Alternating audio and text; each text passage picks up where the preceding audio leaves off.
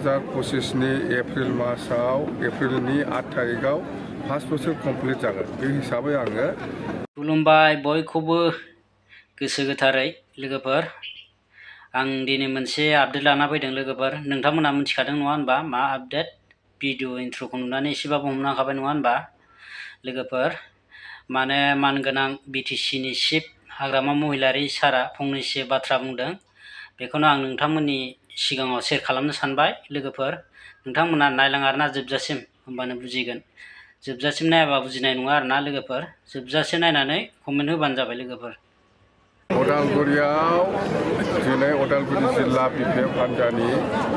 conference दंमोन ट्राइनियेल one day conference बेवहाय आं नुजाफैदों आरो नुजाफैनानै आङो जोंनि बिपिएफ हान्जानि जेसेबां कर्मि बा वार्कार बा लिडार्स आं बयखौबो लोगो मोनजोबदों आरो जोबोद मोजां उदालगुरि जिल्ला हिसाबै मोनबा समस्तिनि जितु बिपिएफ हान्जानि जितु अबस्था खुब मोजां 1 नाम्बार पजिशनाव जोंनि बिपिएफ हान्जायानो दङ बे मोनबा समस्तियाव आरो जों देरहागोन आं बुंबाय थादों जिहेतु 2025 नि एप्रिल मासाव एप्रिलनि 8 तारिखआव 5 बोसोर कमप्लिट जागोन बे हिसाबै आङो माने एप्रिल मासावनो इलेक्सना जागोन होननानै बुंबाय थादों आरो जागोनबो 5 बोसोर कमप्लिट जागोन आरो जोंनि बिपिएफआनो एबसुलेट सिंगेल मेजरिटि मोननानै सरकार दागोन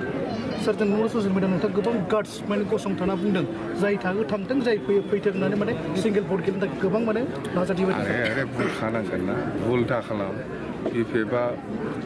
बिपिएफआ माने सरकार बानायगासिनो दङ साराय बोसोर एथ' खस्थ' खालामनानै बिपिएफ दलखौ बिपिएफ हान्जाखौ लाखिबोबाय दिनैसो जुदि सोरबाया जोंखौ गाज्रि मोननानै दल सोलायोबा बियो गावखौनो नस्थ' खालामनानै लानाय जागोन होनना बुंदों बे जोंनि कर्मिफोरखौ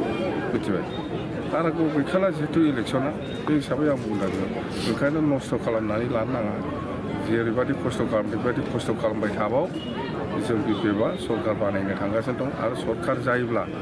जों मा हाबा मावगोन बेखौबो आं बुंखाबाय